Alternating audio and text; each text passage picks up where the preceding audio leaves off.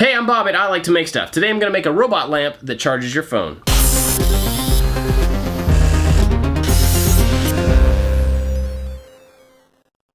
It kind of drives me crazy that next to my bed I have a plug for my watch, for my phone, for anything else I want to charge, and a lamp. So I decided to make a lamp that would charge all of those things for me. I love the old school robots from the 40s and 50s, so I decided to model it after that. But if robots aren't your thing, you can make any shaped lamp that you want and follow the same procedure to charge all your devices.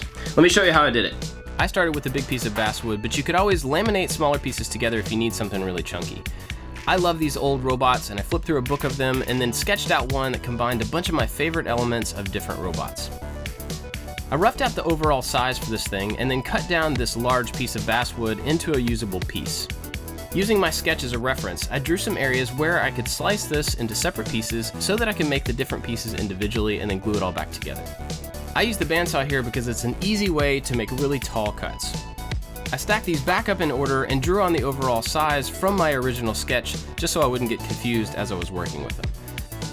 I slightly angled my table saw blade and then ran the base piece over in both directions to add a bevel to each side and then flatten out the front and back edges. Then using the bandsaw again, I cut all of these pieces down to their final widths. I stacked them back up in the correct order to check the proportion of all the different pieces relative to each other, then I moved them forward and backward to figure out their final depth. Overall, this robot is probably a lot chunkier than it should be based on the reference material, but that's really based around this new workbox that I had to add in. This holds the receptacle for the USB hub.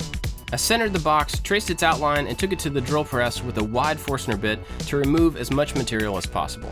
I used a depth stop on the drill press to make sure that I didn't go through the front face and just made the hole deep enough for the box to fit in. I clamped this down to the table to remove the rest of the material, and I traced the outside lines just because they had kind of gotten rubbed off. I used those as a reference and used a knife to clean them up and then used a chisel to knock out the rest of the wood. This worked at the top, but eventually I got out a multi-tool that could cut deeper and faster. This doesn't have to be pretty because it's going to be completely covered up, but it needs to have flat sides and be cut all the way down to the bottom. I had to do a few test fits, but eventually the box fit right in all the way to the bottom and was nice and snug.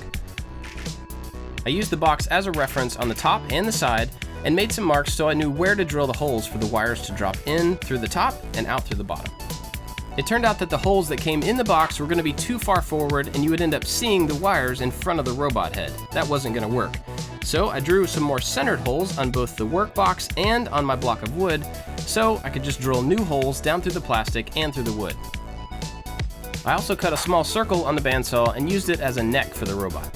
I drilled a hole through this that matched up with the size in the body and the same size right in the center of the headpiece. About halfway through though, I changed to a smaller bit so that one side was a smaller hole, and this will fit the lamp kit that I've got. I lined up the torso on top of the legs and marked where that circle was, then drilled a hole through that all the way to the bottom. On the bottom of the leg piece, I drew a little channel that went all the way to the back side, and then put it in the vise and used a chisel to knock out this area. This gives me a space for the wire to feed through without obstructing how the pieces fit together. I was finally starting to see the overall shape come together, and now it was time to clean up these rough sawn pieces. I did most of this on the disc sander, but also used the belt sander to add a chamfer to the main torso section. I did this on all the corners just to give it a little bit of depth. I also rounded over the 4 outside corners of the head just to add a different type of shape to it.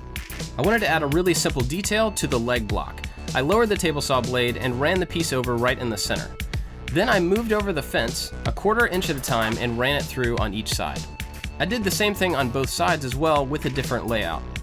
Then using the belt sander again, I rolled over the corners of these pieces just to round off the edges a little bit. For the decoration on the chest, I didn't have any really solid ideas, but I had seen a few photos that I liked, so I thought I would just go with something similar to those. I wanted something symmetrical, so I drew a center line and then made a couple of marks on the sides, drew some diagonals with a ruler, and just kind of figured it out as I went along. I made a pretty basic geometric design and then darkened in some of the squares. Some of these old robots had like screens and different blocks of color on their chest. I'd never used a wood burner before, but I've had one for a really long time, so I decided to pull it out. It's got a bunch of different types of tips, and I decided to do some tests on a scrap piece just to get used to how it worked. It's pretty easy, but it can make a mess pretty quickly if you don't use a straight line. So I used my ruler to lay it along these pencil lines to get a much better result than trying to do it freehand. I darkened out the grid and then filled in some of these squares. Depending on how long you keep it in one place, it does darker, it does more coverage, so you can kind of play with the shading and how you want it to look. I added a couple of more details and then moved on to the head. Again, using the ruler, I drew on some lines for the mouth that wrapped around all the sides of the head, and then a couple of circles just for proportion. I used some of these tips to add some details on the sides of the head, and then went back with the wood burner to highlight the mouth. I added a big circle to do the eyes, just so it would be nice and uniform. They actually came out really well. Now these are all darker than they should be, so I ran over the whole thing with a sander to kind of knock it back a little bit. I cut down a lamp wire with 2 wires in it and an extension cord with 3 wires in it. The lamp wire goes in through the top to connect the lamp kit that I got, and it's really easy to assemble. They come with instructions, but it's pretty straightforward. I slid it into the head, slid the wire through that, down through the neck, into the body, and just left plenty hanging out extra. Then I just added those 2 wires to the back of the lamp kit and slid it into place. The lamp kit only has 2 wires because it doesn't have a ground, but the USB receptacle definitely needs a ground to work correctly. I fed the 3-wire cord up through the body from the bottom and came out the center section, then ran both of these into the box. After they're inside, the box can be put in place. This one was tight enough that it held in there without any other way to hold it in. Then I stripped off about 3/4 of an inch from the end of each of these 5 wires. The green or ground wire attaches to a special port on the outside of the receptacle. The other ones go into some slots on the back side. They're tightened in place by tightening a screw on the side. This holds them in there. All you have to do is make sure that you line up the correct ones on each side so that they match. I slid these wires back into place, dropped in the receptacle, and used some screws to hold it into the box. This is just like putting on a receptacle or a light switch in any wall. I plugged it in and the LED lit up, although you can't see it on camera. After that, it was time to start gluing the whole thing together into its final shape. Having the wires go through this already made it a little bit harder to do than it would be normally, but this isn't going to take any load. It doesn't really need that much glue, just enough to hold it in place. While that was drying, I decided to go ahead and cut some arms to put on the outside of this. I used a scrap, sketched out one kind of rough arm, and then used the bandsaw to cut it out. Using a thinner blade here would have helped me get in some of these smaller curves with a little bit more detail. I took this to the belt sander and smoothed it out just a little bit. This wasn't its final shape, but I didn't want it to be too rough before I laid it on another piece of scrap and traced the other side. I cut the second one out, but I realized that they were just too close to the body. It needed a little more width, so I decided to add a spacer, and to do that, I used a piece of aluminum tube that I had and just cut down 2 equal pieces on my miter saw. I pre-drilled a couple of really small holes on each side of the robot, and then some larger holes through the center of the top of the arms.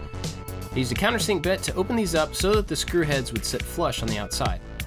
These holes in the arms are larger than the screws, so they can spin on the screw once it's attached to the body. And the more you tighten these screws, the more it grabs into that aluminum and holds the arm in place once you place it. I took it outside and added several coats of spray lacquer, and then put in the rest of the lamp kit. This piece just drops in, I added a shade, and tried it out. Tested out the ports on the back, and it definitely worked. There it is. The electrical stuff in this is super simple. If you can wire up a plug in your house, you can wire this up. I'm not entirely sure that I hit the look that I was really going for with the robot, but it's okay, my kids will absolutely love this. Like I said before, if robots are not your thing, be creative. Design any lamp that you want and follow the same procedure to put charging ports in the back of it. Lamps are a very simple project, and there's tons of variations that you can make. If you're looking for things to make to sell at like a craft show, think about lamps. I forget on almost every single one of these videos to tell you that all of the supplies and the tools that I use are listed down in the description. So if you want to make one of these, everything you need is listed down there. Go check it out. I'd love to know what you think about this, so while you're looking at that, go down and leave me a comment and let me know what you think. I've got lots of other projects that you may be interested in, lots of different types of stuff, so be sure to check those out. This is the main channel, but I also have a second channel with some behind the scenes stuff, some non-project related videos. So be sure to go subscribe to both of those, and when you do, go down and hit the bell so you get notified as soon as I upload. That's it for this one, guys. Thanks for watching. I'll see you next time.